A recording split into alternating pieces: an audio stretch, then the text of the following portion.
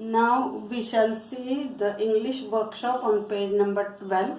Open your books at page number 12 and we shall see the questions. State whether you agree or disagree with the following statements. Justify your choice with proper reasons. म्हणजे खाली दिलेले statements वाचायचे ते तुम्ही agree करता का disagree करता. Agree म्हणजे तुम्ही त्याच्याशी सहमत आहात का, ते वाक्य तुम्हाला पटतंय का, तर ॲग्री लिहायचं. पटत नसेल तर डिसॲग्री लिहायचं आणि त्याचं आपल्याला प्रॉपर रिझन द्यायचं, योग्य कारण द्यायचं. First, the compound where the writer was living was rich in nature's bounty. Bounty म्हणजे विपुलता.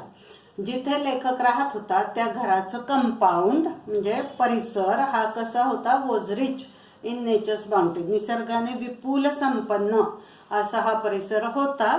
तर ह्या स्टेटमेंटशी आपण ॲग्री होणार, कारण की आपण पाहिलं तिथे भरपूर झाडं होती, तिथे प्राणी पक्षी खारी वगैरे होते. म्हणजे I agree with the sentence because there were many trees, there were animals, birds, squirrels in the compound.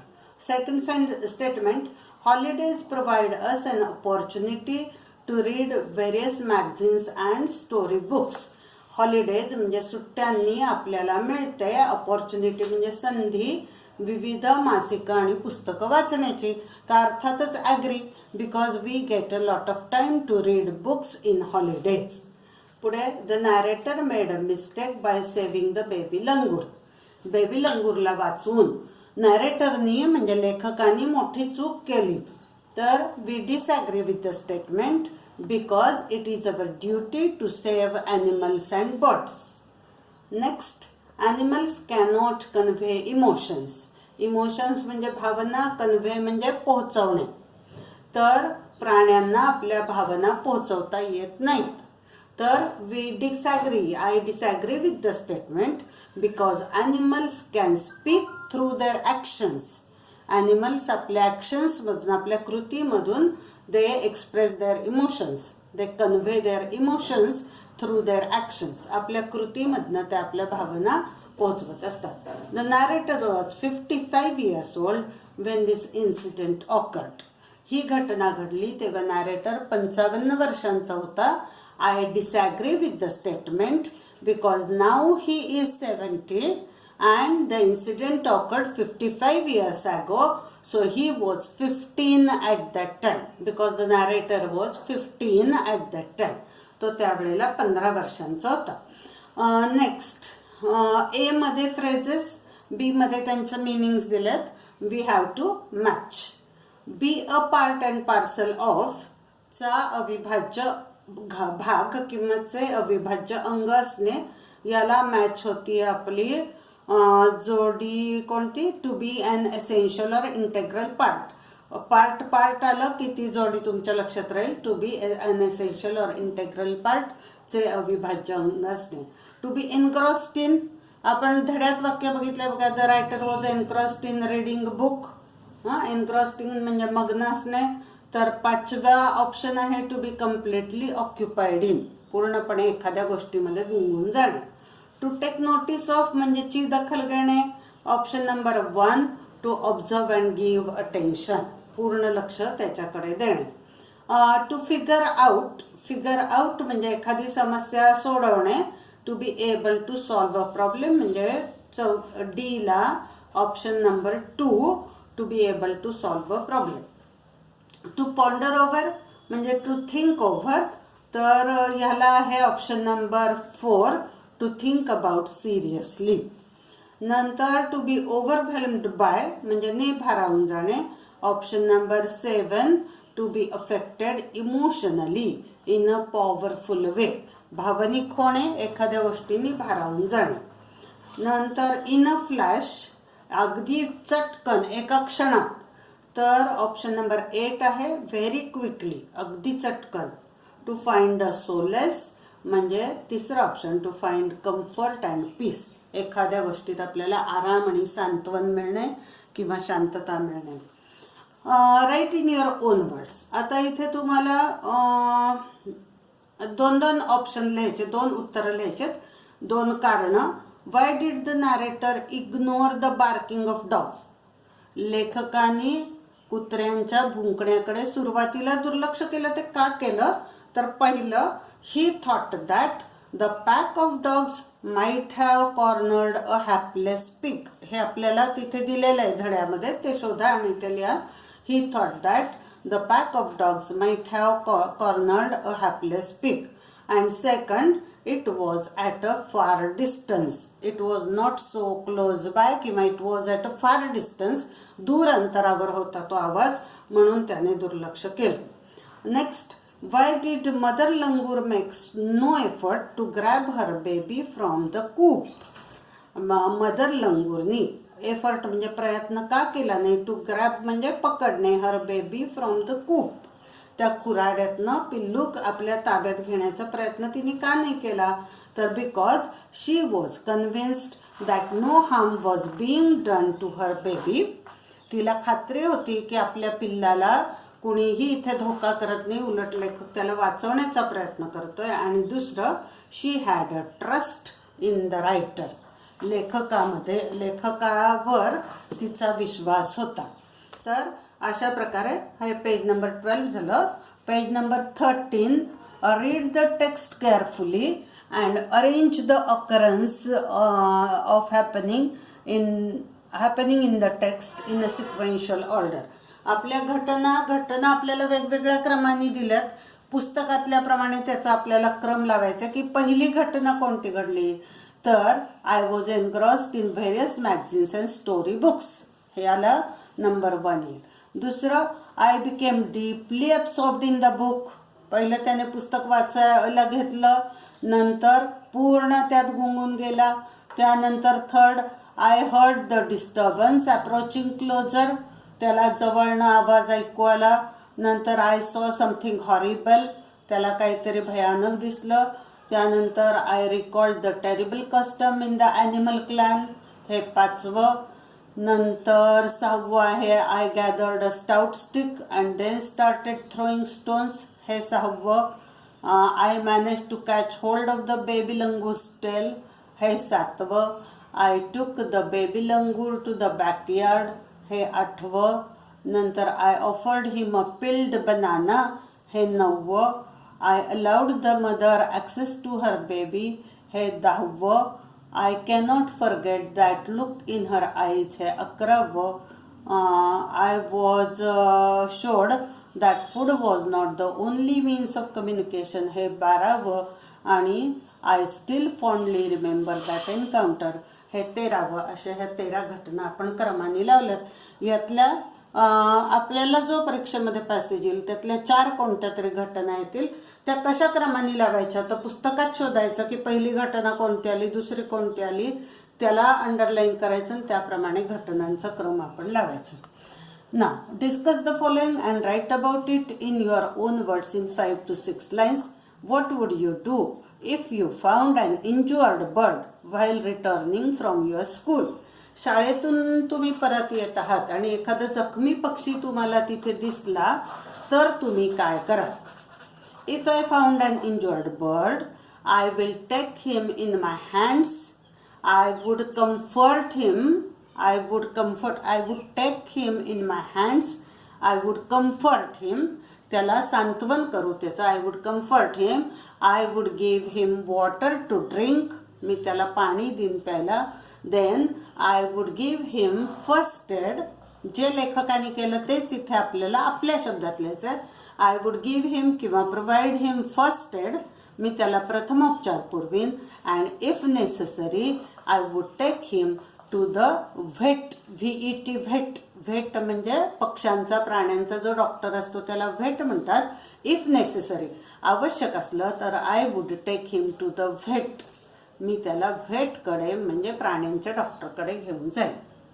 Next, काय काय आपण केलं बघा. त्या पक्ष्याला आधी घेतलं, मग त्याला कम्फर्ट केलं, त्याचं सांत्वन केलं, मग त्याला पाणी दिलं प्यायला, त्यानंतर त्याला फर्स्ट एड प्रोव्हाइड केलं आणि त्यानंतर शेवटी त्याला गरज असेल तर व्हेटकडे घेऊन जायचं.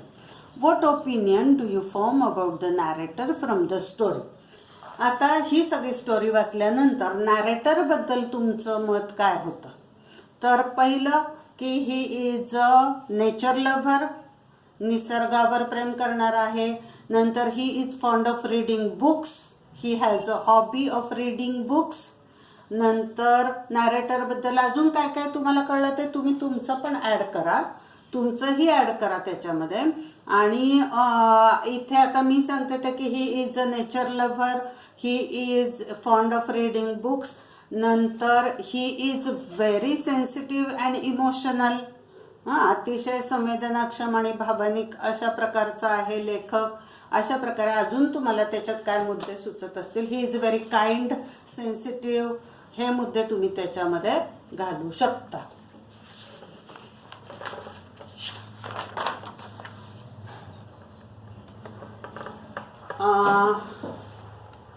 Page number 14.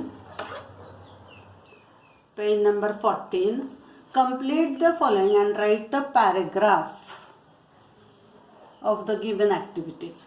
Mother child relationship. आता आई आणि मुलाचं नातं, ह्याच्यामध्ये काय असतं, love and affection, care and share. Care share दोघं एकमेकांना करतात. Love and protect. त्यानंतर मदर आणि चाइल्डमध्ये अजून काय नातं असतं, हे दोन आपल्याला इथे कंप्लीट करायचं. की care and share, give and take असतं, दोघं एकमेकांना देणं घेणं चालू असतं. आणि लव्ह अँड प्रोटेक्ट चालू असतं. एक उरलेलं तुम्ही भरा. आता injured animal, how will you help. एखादा इंज्युअर्ड प्राणी, जखमी प्राणी तुम्हाला भेटला तर तुम्ही त्याला कशी मदत कराल. आत्ताच आपण तो प्रश्न बघितला की take him in my hand, नंतर comfort him, provide water, provide first aid, प्रथमोपचार पुरवणं, and take him to the vet, त्याला व्हेटकडे घेऊन जाणं. या 5 पायऱ्या इथे येते ना. एन्काउंटर हा मोठा शब्द आपल्याला दिलाय. तुम्हाला माहिती आहे क्वेश्चन नंबर 1 मध्ये आपल्याला असा प्रश्न येतो की एक मोठा शब्द दिलेला असतो, त्याच्यावरून छोटे कसे शब्द करायचे अर्थपूर्ण. तसं एन्काउंटर वरून बघा 10 त्यांनी दिलेलं आहे. पहिले 3 लेटर्ड वर्ड्स करायचे. चिकार होत आहेत इथे थोडेसे, आपण बघूया. NOT नॉट होईल, NET नेट होईल, COT कॉट होईल, TON टन, RUN रन. आता 4 लेटर वर्ड्स बघा कोणते आहेत, तर त्यांनी दिलेलं आहे TOUR टोर, नंतर TREE ट्री होतंय, COTE कोट होतंय, CONE कोन होतंय, NOUN नाऊन होतंय, CORN कॉर्न होतंय, नंतर TORN टॉन होतंय, TONE टोन, NOTE नोट, अशा NONE नन असे हे शब्द होत आहेत. यापेक्षा जास्त तुम्ही करू शकता, ते तुम्ही तयार करायचे. हा पेपरमध्ये येऊ शकतो. 5 to 6 लेटर वर्ड्स करायचे, 5 आणि 6 लेटर. तर त्यांनी दिलेला आहे एंटर. आपण ROUTE route, CENTRE centre, TENURE tenure, COUNT count, COURT court, यापेक्षा जास्त जे तुम्हाला येतील ते तुम्ही करू शकता. आता translate the following proverbs in English. जनसेवा हीच खरी ईश्वर सेवा. याला इंग्लिशमध्ये म्हण आहे service to man is true service to God. Service to man is true service to God. पेरावे तसे उगवते, as you sow so shall you reap. काय आहे बघा, याला पेराल तसे उगवेल. आपण गेल्या वर्षी या म्हणी घेतलेल्या आहेत. As you sow, SOW sow, so shall you reap, REAP. आता next question. Write a paragraph and give an appropriate title to it. Use the following points. Paragraph writing हा आपण सेपरेट क्वेश्चन घेऊया. किंवा बर्ड्स अँड ॲनिमल्स कसे असतात, तर birds and animals बद्दल आपल्याला हा लिहायचा आहे पॅराग्राफ. तर इथे आपण असं घेऊ शकतो, वर्ड टायटल द्यायचं की birds and animals our true friends. Birds and animals our true friends. Paragraph पहिला सुरू करताना birds and animals are our true friends because they are loyal to us. Loyal म्हणजे एकनिष्ठ, ते आपल्याशी एकनिष्ठ राहतात. दे सर्व अस, ते आपली सेवा करतात. दे show kindness honesty and compassion to us. नंतर they have love and affection. It is our duty to protect them. त्यांचं रक्षण करणं हे आपलं कर्तव्य आहे. So we should not hurt or destroy them. We should not hurt or destroy them, and because of them loneliness is avoided. हा paragraph तुम्हाला जमेल तसा लिहा. शाळा सुरू झाल्यावर आपण त्याचं पुन्हा ते घेऊयात. आता इथे complete the remaining blocks determining the types of news. Types of news कोणकोणत्या आहेत बघा, की बिझनेस न्यूज असतात, स्पोर्ट्सच्या असतात, पॉलिटिकल न्यूज असतात, क्राईम किंवा क्रिमिनल म्हणजे गुन्ह्याच्या बातम्या, आर्ट्स अँड कल्चर कलांवरच्या बातम्या असतात, सायन्स अँड टेक्नॉलॉजीच्या असतात. अशा प्रकारे वेगवेगळ्या प्रकारच्या बातम्या असतात. आता हा न्यूज रिपोर्ट आपल्याला लिहायचा आहे, तर त्याचा मी तुम्हाला तयार केलेला फोटो टाकेन, तो वाचा आणि त्याच्यावरून इथे एक न्यूज दिली आहे बघा, हेडलाईन. ह्या दोनचं मी फोटो टाकेन तुम्हाला तयार केलेला. इथे read the following headline and write a news report, follow the steps as given. आपल्याला पेपरमध्ये जो न्यूज रिपोर्ट लिहायचा आहे त्याच्यामध्ये ह्या स्टेप्स आपल्याला लिहायच्या बघा. हेडलाईन, डेटलाईन, लीड लाईन, नंतर बॉडी ऑफ द रिपोर्ट आणि कन्क्लुजन. या 5 स्टेप्सला मार्क्स आहेत तुम्हाला. हेडलाईन आणि डेटलाईन मिळून 1 मार्क आहे. वरती टायटल द्यायचं की टायगर अटॅक. ही टायगर अटॅकची न्यूज आहे म्हणून टायगर अटॅक एवढं टायटल दिलं तरी चालेल. वाघाचा हल्ला. तर हेडलाईन आहे tiger attacks 8 year old at Rajiv Gandhi national park. Rajiv Gandhi national पार्कमध्ये टायगरनी 8 वर्षाच्या मुलावर हल्ला केला. आता डेटलाईन लिहायची आपल्याला, कोणतीही डेट आणि त्याच्या पुढे जिथे घटना घडली. राजीव गांधी नॅशनल पार्क हे गोरेगावला आहे म्हणून ते गोरेगाव घेतलंय. जुलै 4 आपण आपल्या पेपर असेल त्याच्या आधीची एक 4-5 दिवसांची तारीख टाकायची आणि पुढे गोरेगाव तुम्हाला पाहिजे ते गाव इथे तुम्ही लिहू शकता. लीड लाईन बघा, लीड लाईनमध्ये एका छोट्या ओळीमध्ये आपण ती बातमी, फक्त ह्याच्यापेक्षा मोठी ओळ पाहिजे, टायगर अटॅक्सपेक्षा मोठी ओळ, थोडक्यात ती बातमी सांगायची लीड लाईनमध्ये. Recently tiger attacks on humans have become frequent in the nearby areas of Rajiv Gandhi national Park. ही थोडक्यात झाली की आत्ता काय झालंय, राजीव गांधी नॅशनल पार्कच्या आसपास या टायगर अटॅक्स ऑन ह्युमन्स, वाघांनी मानवावर हल्ले करणे या घटना फ्रिक्वेंट म्हणजे वारंवार व्हायला लागलेल्या आहेत. आता बॉडी ऑफ द रिपोर्टमध्ये आता 4 जुलैला पेपरमध्ये आली आहे, तर 3 जुलैला घडलेली घटना आहे म्हणून 4 जुलैला पेपरमध्ये आली. म्हणून on July 3 a tiger from Rajiv Gandhi national park entered the nearby human area. त्या वाघाने जवळच्या मानवी वस्तीमध्ये प्रवेश केला. And attacked a boy of 8 असं काहीतरी म्हणजे वय तुम्ही लिहा, a boy of 8. The boy was injured. The boy Suraj Mane is seriously injured and was rushed to the city. आता ह्या गावातून त्याला शहरामध्ये नेण्यात आलं. Was rushed to the city hospital. आणि the forest department will now arrange. त्याचं कन्क्लुजन असं करायचं आहे. कन्क्लुजन म्हणजे निष्कर्ष. The forest department will now arrange for strict patrolling in the area to avoid such attacks. की आता ह्याच्यावर काय करणार आहे, त्याच्यातून निष्कर्ष काय निघाला किंवा त्याच्या पुढे काय घडलंय, त्यातून बोध काय घेतलाय. तर forest department will now arrange. आता फॉरेस्ट डिपार्टमेंट आयोजन करणार आहे फॉर स्ट्रिक्ट पॅट्रोलिंग. पॅट्रोलिंग म्हणजे गस्त, कडक गस्त इन द एरिया, त्या एरियामध्ये टू अवॉइड सच अटॅक्स, असे हल्ले टाळण्यासाठी. ही बातमी तुम्ही वहीमध्ये लिहून काढायची आहे. व्हिडिओमध्ये बघा आणि त्याप्रमाणे लिहा.